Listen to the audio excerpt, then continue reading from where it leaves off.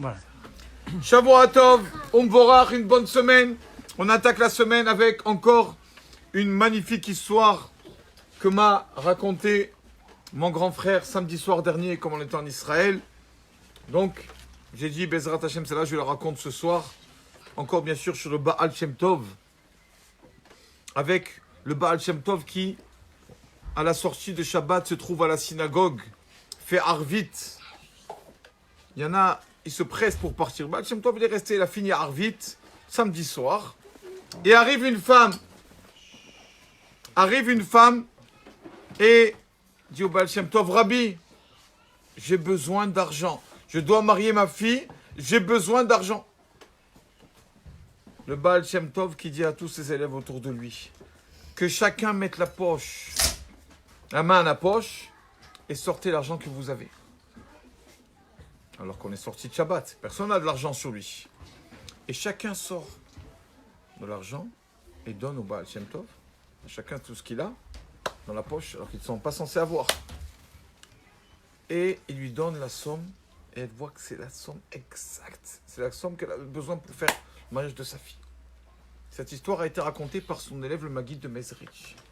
Et le Maguid de Mezrich, quand il a raconté cette histoire, le Baal Shem Tov, le miracle, il a dit, qu'est-ce qu'on apprend de cette histoire? Où est le miracle dans cette histoire? Il a demandé à ses élèves. Alors, un qui lui a dit, Rabbi, l'histoire, le miracle, c'est que c'est sorti de Shabbat. Il n'y a personne qui a de l'argent pendant Shabbat. Et ils ont de l'argent, c'est ça le miracle, qu'est-ce que vous voulez, Rabbi? Il dit, non, ça ne me satisfait pas, il y a autre chose. Un élève qui dit, non, Rabbi, le fait que la somme était exacte, vraiment au centime près, c'est un miracle. Bah, c'est top. Un qui a dit, non, le Baal Shem Tov, le miracle de cette histoire, c'est que le Baal Shem Tov aurait pu faire en sorte que tout l'argent sorte de sa poche. Il aurait pu, mais il a fait partager tout le monde à la mitzvah. Donc, alors, le Maguid de Mezrich leur a dit, je me permets de dire ma version en moi, je vais vous dire, qu'est-ce qu'il sait, qu'est-ce que j'apprends de cette histoire. C'est que les élèves savent tous que c'est Shabbat, ils n'ont pas d'argent. Ils savent qu'ils n'ont rien sur eux. Mais comme le tzaddik Baal Shem Tov leur a dit, mettez la main à la poche, ils ont quand même mis la main à la poche, alors qu'ils savent qu'ils n'ont rien. Ils ont mis la main. Donc on apprend de ces chassidim là. Voilà, il a dit ce qu'on apprend de l'histoire. Quand tu as confiance au tzaddik, c'est ça, plus qu'un miracle. Que le Rav fait des miracles, le Baal Shem Tov fait des miracles, on le sait.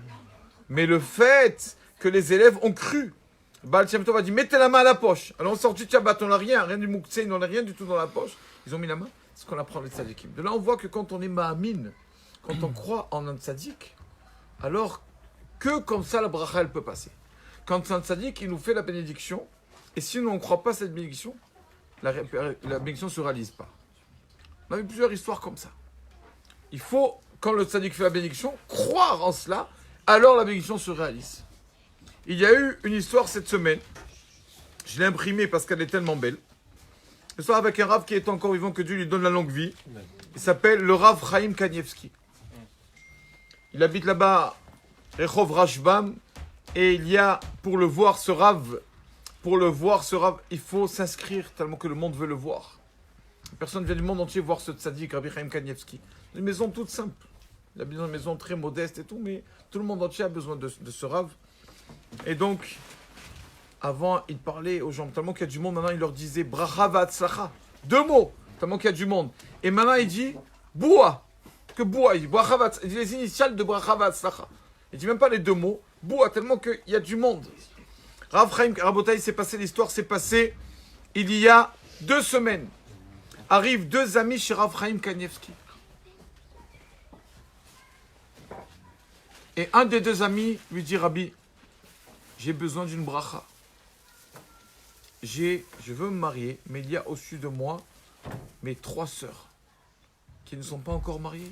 Nathan et une bracha pour mes 3 sœurs. Qu'est-ce qu'il lui dit, Rabbi Chaim? Il lui dit, bracha pour tes 3 sœurs.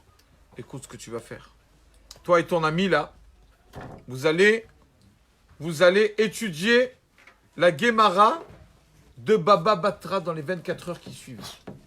Si tu étudies la Gemara de Baba Batra dans les 24 heures qui suivent, Bezrat. Quel rapport rapport Baba Batra et le mariage de ses 3 sœurs? Il a dit le Rav. Nous savons tous que Baba Batra est la Gemara la plus longue. 176 pages.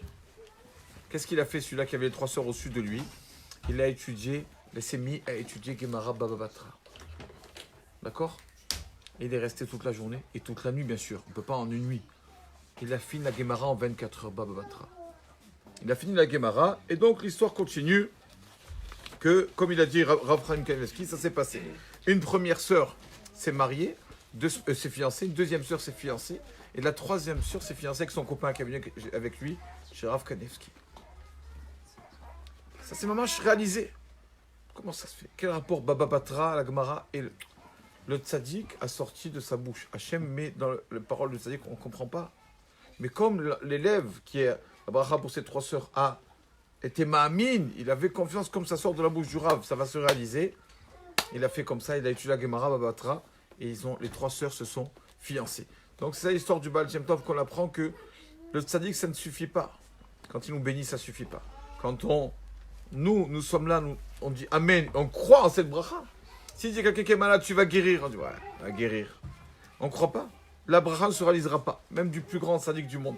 Il faut que non seulement que lui parle, mais que nous aussi on soit réceptifs à ce message de sa bracha.